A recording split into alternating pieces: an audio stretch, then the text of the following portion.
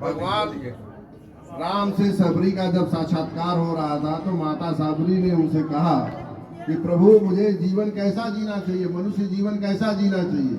तो भगवान राम उनको 9 भक्ति बताए कि इस 9 सत्संगत में से कोई भी एक सत्संगत को आप धारण कर लेंगे तो आपका जीवन सुखमय हो जाएगा। तो ये 9 भक्ति में से तुम लोग भी कोई एक भक्ति पकड़ लो। जैसे प्रथम भगति संतन कर संगा, दूसरी गति मम कथा प्रसंगा, गुरु पद पंकज सेवा, तीसरी भगति अमान। अब यही बात ये बता रहे। नवधा भक्ति में पहला है प्रथम भगति संतन कर संगा। गा के पढ़िए, जब भावपूर्ण पढ़िए, आप तो ऐसे ऐसे पढ़िए। प्रथम भगति संतन कर संगा, दूसरे भगति मम कथा प्रसंगा। राम सिया राम सिया राम जय जय राम, राम सिया राम सिया राम जय जय राम। गुरु पद पंकज सेवा तीसरी भगति अमान। अब पहला प्रथम भगत संतन का संगा, अर्थ है इसका पहली भक्ति है संतों का सत्संग या उनका साथ करना। आप लोग आइए। प्रथम भक्ति है कि प्रथम भगति संतन कर संगा। संत मतलब क्या? जो सदकर्म से जीवन जिए, जो सदविचार से जीवन जिए, जो सद प्रेरणा से जुड़ा रहे, उसकी संगत में रहो, उसके साथ जीवन जीने की कोशिश करो। कोई नकारात्मक इंसान हो उसके प्रभाव में मत रहो, न अपने अभाव में रहो, अपने स्वभाव में जीवन जियो। वो है पहला प्रथम भगति संतन कर संगा। चलिए बताइए। और दूसरी भक्ति है दूसरी रति मम कथा प्रसंगा। दूसर रति मम कथा प्रसंगा, दूसर रति मम कथा प्रसंगा। राम सिया राम जय जय राम, राम सिया राम जय जय राम। अब इसका अर्थ है दूसरी भक्ति है मेरे राम, कथा का प्रसंग और लीलाओं से उनके प्रेम।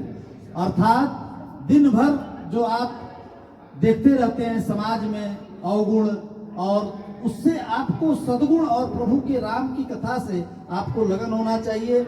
अब जो आप मोबाइल देखते हैं उसमें तमाम तरह की गलत प्रवृत्तियां भी आती हैं। कथा का मतलब ये नहीं है कि दिन भर में रामचरितमानस का पाठ करूं और रामायण पढ़ूं और मंदिर में बैठकर पढ़ूं।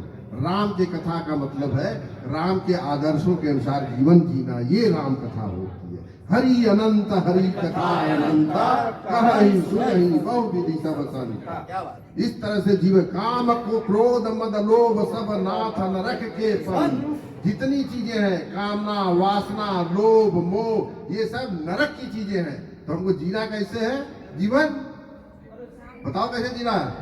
नहीं, गुण अवगुण जाना तो सब कोई जो यही भाव नित्य, सबको पता है अच्छा बुरा ये क्या है। लेकिन तुम जब अच्छाई को धारण करते हो वो राम की कथा।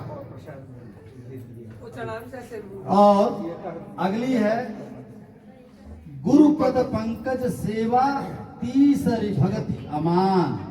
इसका अर्थ है तीसरी भक्ति है अभिमान रहित। जो आपके अंदर घमंड आ जाता है ना, रावण बहुत बड़ा ज्ञानी था, रावण के अंदर ज्ञान की कमी नहीं थी, रावण से ताकतवर उस समय कोई नहीं था, और लेकिन उसको क्या खा गया? उसका अभिमान, उसका घमंड। घमंड इस शरीर में आता रहता है। इस शरीर में ना हमेशा कुछ न कुछ नकारात्मक प्रवृत्ति आती, मानव देह है तो आती रहती हैं। और दूसरी आपके साथ जो देव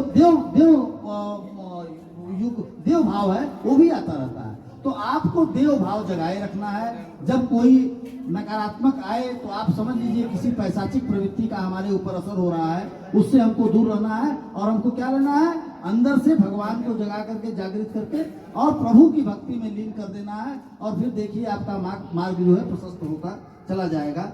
और इसलिए हमेशा अभिमान रहित होकर के गुरु के चरण कमलों की सेवा करनी चाहिए। गुरु अर्थात भैया बार बार बताते हैं गुरु कि का गुरु मतलब- का अर्थ ही होता है। भैया बताएंगे, बताइए गुरु का मतलब है जो नकारात्मक चीजों को हटाते हुए सकारात्मक चीजों के प्रभाव में आप जीने को मजबूर कर दे, वो गुरु है।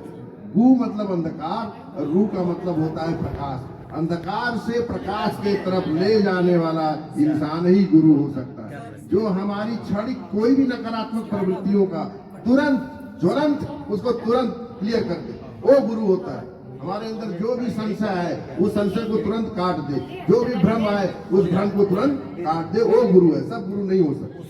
कुछ फायदा नहीं, जो हो रहा है इसका नहीं नहीं और चौथा जो है गुरुपद पंकज सेवा, तीसर भगति अमान, और चौथी कपट तजी मुनि गण गण मुनि गुण गण गण नाना। कहाँ लिखा है? चौथी कपट तजी मम गुण गण मंत्र जा।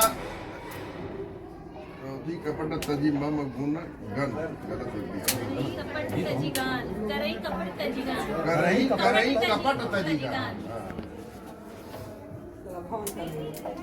इसका अर्थ है मेरे मंत्र का जाप और मुझ में दृढ़ विश्वास रखना। और पांचवी भक्ति है जो